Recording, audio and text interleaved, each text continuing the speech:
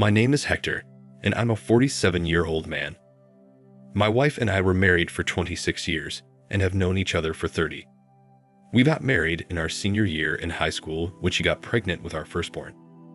I was lucky enough to get a job at UPS right after graduation, but we struggled in the beginning. She's from a traditional Irish family, and they hated me at first, but I won them over, especially her father. I made sure she didn't have to work.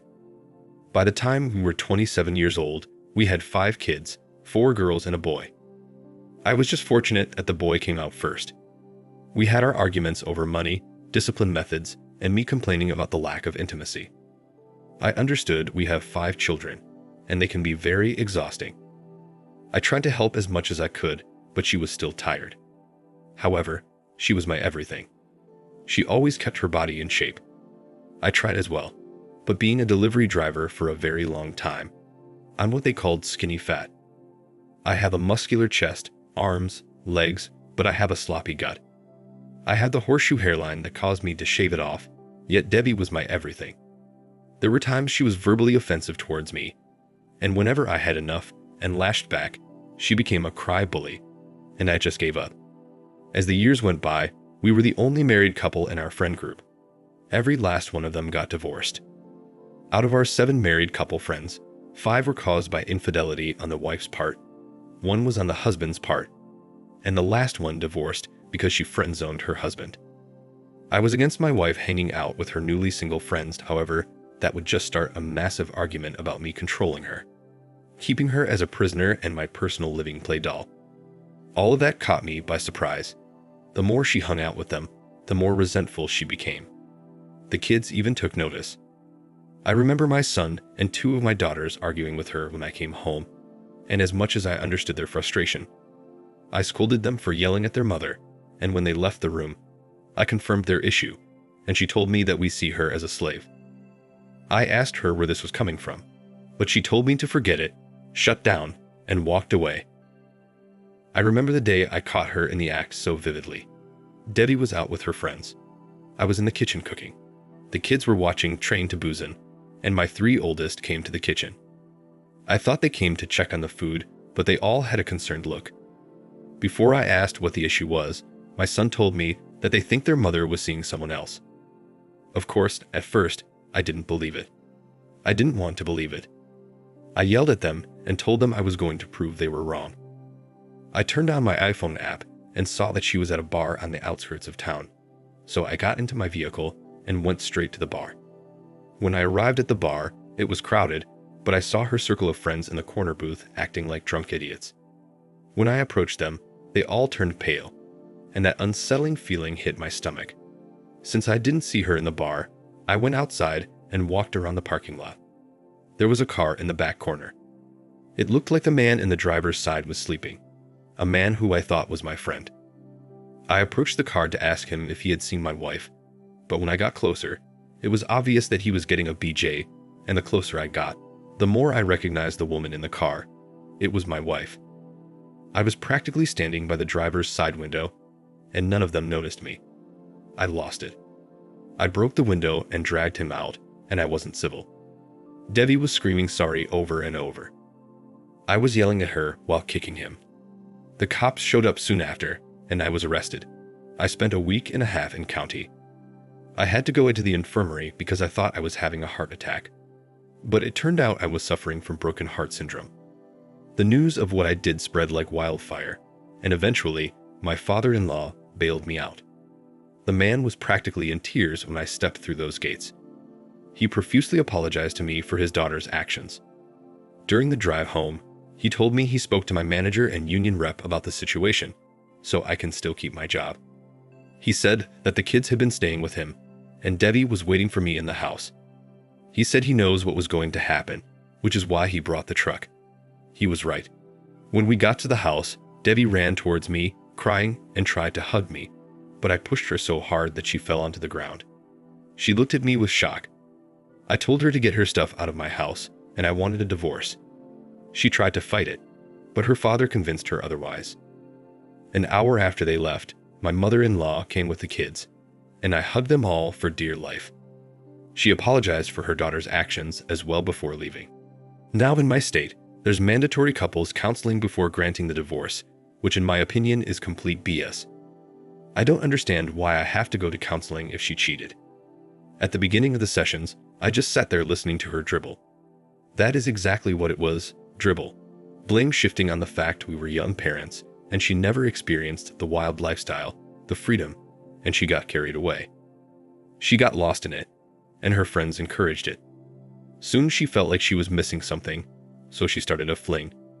The counselor tried on a few times to make it my fault, telling me that I should have allowed her to spread her wings every once in a while, and how I needed to see it from her point of view. I just looked at the woman and asked the counselor if she was smoking crack, because that was the dumbest thing that could have come out of her mouth. I asked her how long she had been cheating on me. She said 4 months and insisted that the AP was the only one. She also said that it was a mistake and we could get past this because we have a history. So I asked her who initiated it and how many times they slept together. Through her stream of tears, she answered them honestly, and I was quiet for a long while. The counselor tried talking to me twice during this, and I raised my finger. I thought about everything we did before and during our relationship window. The laughter, the conversations, intimacy, everything, and there was no inkling of her being sad or angry. We were just being us. When I finally did speak, I brought up the times we were intimate during that window. I called her, the counselor tried to correct me, and I told her to shut up as I continued to call her every name in the book. Eventually, I told her she was tainted in my eyes. Again, the counselor and Debbie tried to convince me that our history and relationship can get past this mistake, but I didn't want to hear it anymore. It was like they didn't care about my feelings on the matter. It was just about forgiving her and what I can do to get over it and apologize to her for making her feel like a servant, so I walked out. This contested divorce has been a long uphill battle for the past 2 years. Debbie is still trying to make things right, still trying to get us back together. I don't know why, because our conversations are strictly about the kids, and when she tried to talk to me about something else, I hang up on her. Family gatherings consist of me avoiding her or not showing up at all. Our oldest children refuse to talk to her. I try to make them spend time with their mom, but they refuse, and I have chosen to respect that. My in-laws are at my house weekly, and I know that they have been trying to make their daughter give me my divorce, but that has been a bust. My mother-in-law has been especially rough on her, calling her a dumb brat and gossiping about her to her congregation. I had to ask her to stop because I didn't want the whole town to know our business. During the first year, our son and daughter created a Tinder account for me. I thought it was dumb. I'm a middle-aged man with 5 children who has a dad bod, yet I have been on over a dozen very successful dates that have been a real confidence booster recently. I met someone during my court issue community service. Her name is Isabel, and she was our Habitat for Humanity supervisor. She's dropped dead gorgeous and won first place for a Vanessa Marcel look-alike contest at a soap opera convention that she attended with her daughter. That's how we started talking. My daughters love watching General Hospital, so I sat with them. To me, this is one of the few times I get to spend with them. I introduced her to the kids 6 months in, and they instantly took a shine to her. To make things really awkward, my son and her daughter appear to really like each other. However, Debbie is not letting go. She actually told our youngest 2 children that eventually we will get back together. I had to tell her to stop telling them this. Her father is trying to make her go see a therapist, but I just want this over already. I don't regret my years with Debbie. I have 5 wonderful kids with her. I manned up and built a life for her. My only regret is that she ruined 26 years together on a fling. I regret that she thought she had me in a way that I was just going to let it slide and take her back.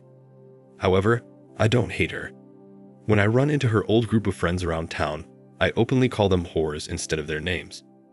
That love and respect that I had for her disappeared when I caught her in that car. She will always be the mother of my children and nothing else. I just hope that she can come to terms with that. For the past month, my ex-wife has been a bit erratic. She's had several physical altercations with her old friends. One of them got a broken nose, one had a busted lip, and the last one was shoved out of the Circle K. Each time the police were called, and considering how small our county was, they just took her to her parents' house. One Saturday, we all showed up at my in-laws' anniversary party, and I went there with Isabel because we were officially dating.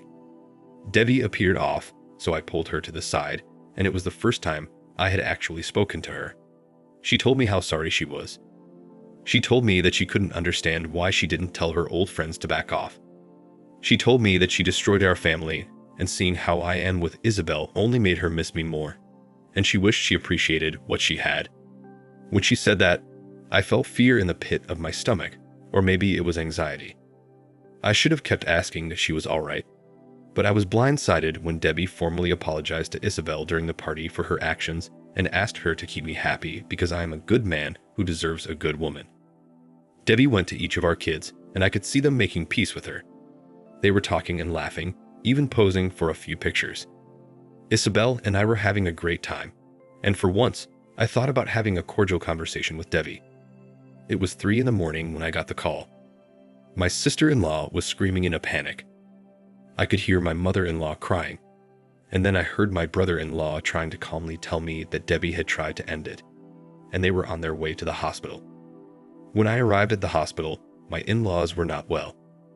She lost a lot of blood and was in surgery. My father-in-law and I donated blood for her since the hospital was short on her blood type. My son couldn't be a part of the operation, but he observed the surgery. All of my daughters were not doing well. My younger 3 daughters were pacing around, and when my son left the OR, he told us she was going to be all right. And when I hugged him, he collapsed into my arms crying. I wanted to cry as well, but I had to be strong for them. One Sunday, my mother-in-law found a few notes that Debbie had left. She wrote one for each of the kids and a thick one for me. In my envelope, there were signed divorce papers and an 8-page letter of apology. The letter just reinforced that she was never unhappy about our marriage. She just gave in to the peer pressure and called it brainwashed, that she was a servant by her so-called friends. She stated that she was so sorry for how she treated me and the kids by having that affair. When Debbie finally woke up, she first refused to talk. She would just stare out the window. Then she slowly began acknowledging everyone, but she was distant. Debbie asked to speak to Isabel alone. When she came out, she told me that Debbie asked her if she loves me because she could see that I love her. Isabel told her that she did love me, and that I was the first man she had been with ever since her husband died 15 years ago in Afghanistan. She asked me if Debbie was right about my love for her, which I acknowledged. This made her really happy. Debbie is going to be in a mental hospital for observation. The doctor told her parents that it could be a year, maybe 2, before she gets released.